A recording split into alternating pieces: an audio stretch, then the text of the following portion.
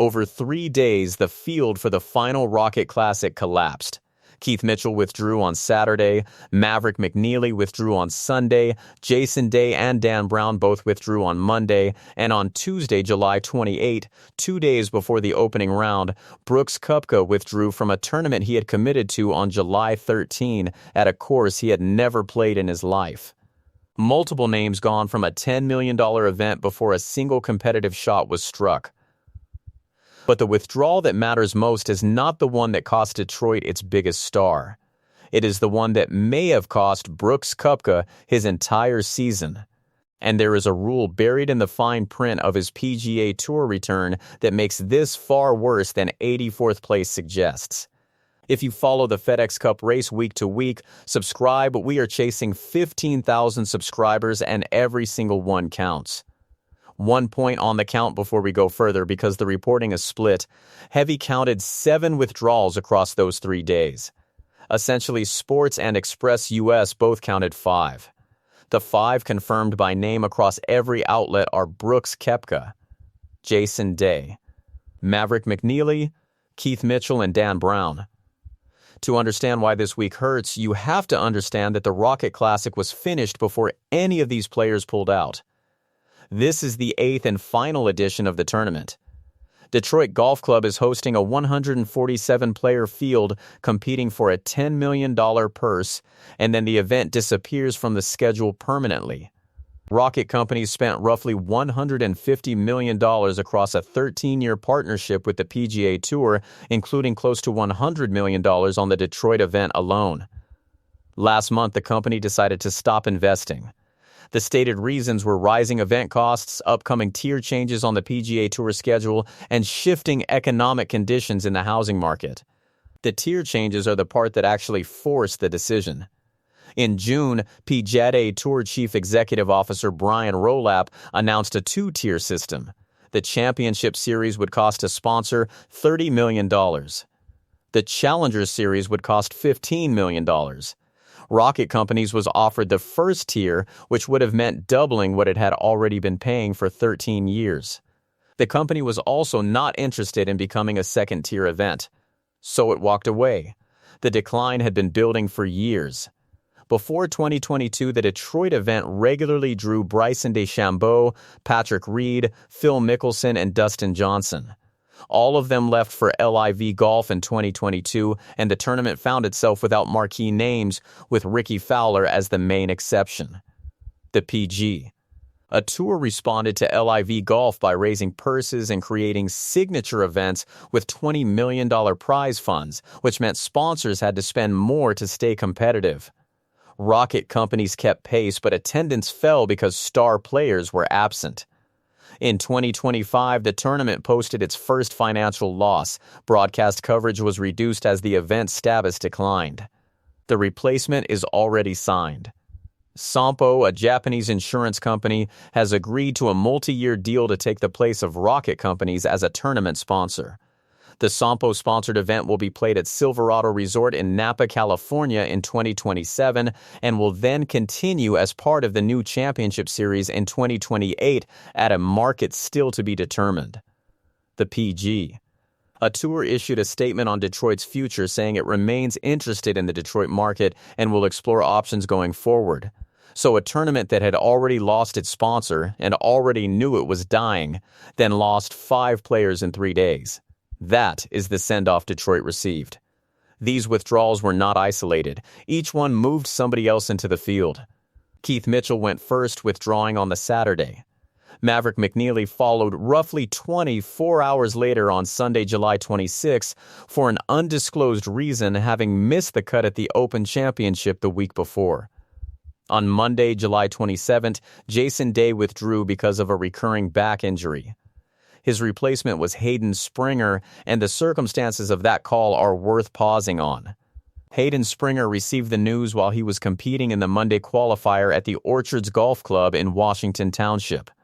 He is currently 132nd in the FedEx Cup standings, which means he needs a strong week at Detroit Golf Club to help his own playoff position. He learned he had a start in a $10 million event in the middle of trying to earn one.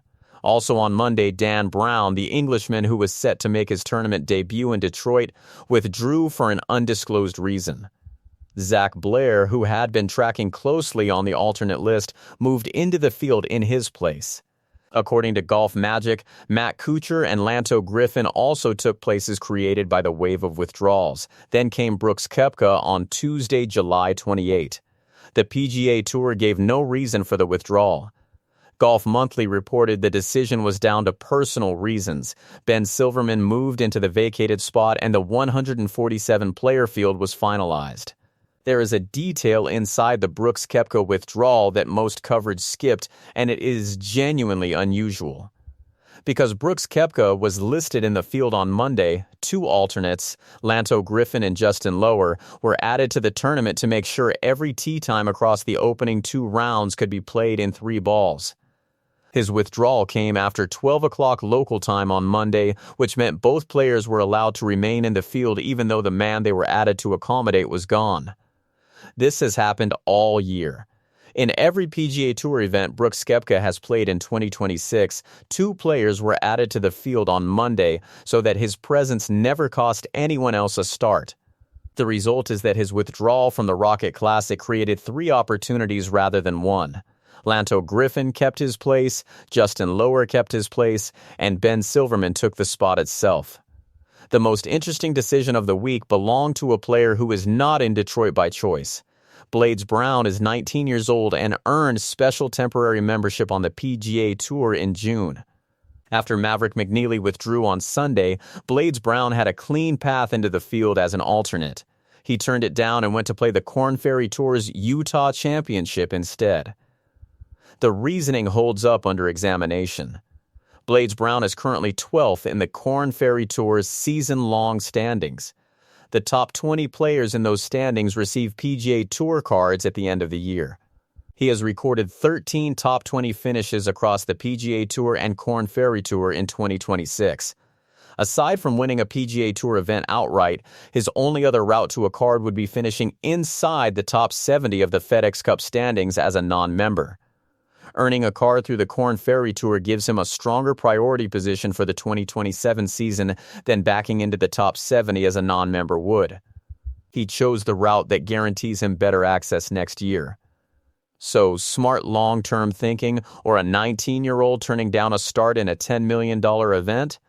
Tell me in the comments. But 2 of these 5 players are in a different category of trouble entirely.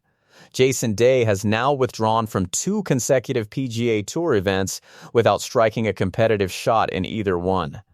He pulled out of the 3M Open the previous week with the same recurring back injury and then out of the Rocket Classic. He is 74th in the FedEx Cup standings, having dropped 2 places after the 3M Open withdrawal. Only the top 70 qualify for the FedEx St. Jude Championship in Memphis, the opening event of the playoffs. The career context makes this significant. Jason Day is 38 years old, a 13-time PGA Tour winner, the 2015 Professional Golfers Association Championship winner, and a former world number 1. He is currently ranked 59th in the world. His season was not a failure. He opened with a joint runner-up finish at the American Express and recorded a tie for 12th at the Masters in April.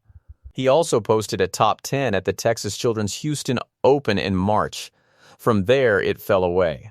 His best result since the Masters is a tie for 38th at the Truist Championship in early May. He was forced out of the United States Open in June after only 10 holes with the same back problem.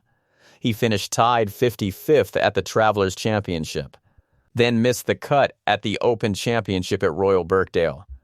The statistic that defines his position is this: if Jason Day cannot tee it up at the Wyndham Championship next week, it will be the first time he has missed the FedEx Cup playoffs since 2022. A back injury severe enough to force 2 consecutive pre-tournament withdrawals leaves him roughly 6 days to recover. Brooks Koepka returned to the PGA Tour at the start of 2026 after 4 years with LIV Golf from 2022 to 2025. He had to earn his status back. The start was strong. During March, he posted 3 finishes of tied 18th or better, including his best result of the season, a tie for 9th at the Cognizant Classic in the Palm Beaches, his hometown event. He followed that with a tie for 12th at the Masters at Augusta National in April. After the Masters, the season changed. He recorded only 2 top 20 finishes across his next 8 tournaments. His full season line reads 1 top 10 and 10 cuts made from 15 starts. The physical problem is specific. Brooks Koepka has been dealing with an ulnar nerve issue affecting the grip and feeling in his left hand. At the RBC Canadian Open in June, he withdrew during the final round after his ring finger and pinky went numb on the course. For a golfer, that is not simply pain. Grip and touch supply the information a player relies on for every shot, and numbness removes it. The results that followed reflect that. He missed the cut at the United States Open. He then missed the cut at the Genesis Scottish Open. His one encouraging week came at the Open Championship at Royal Birkdale, where he played all 4 rounds and finished tied 28th. There was already confusion around his schedule before that. Ahead of the Genesis Scottish Open, Brooks Koepka was briefly listed as a withdrawal, and he described the situation in his press conference, saying there was a bit of a panic, I guess, on Sunday after he received text messages telling him he had withdrawn from an event he fully intended to play. This is why the Detroit withdrawal carries weight. Brooks Koepka committed to the Rocket Classic on July 13. Detroit Golf Club is a course he had never played. His schedule this year has included stops at tournaments he would not normally enter purely to accumulate FedEx Cup points. Detroit was one of those stops.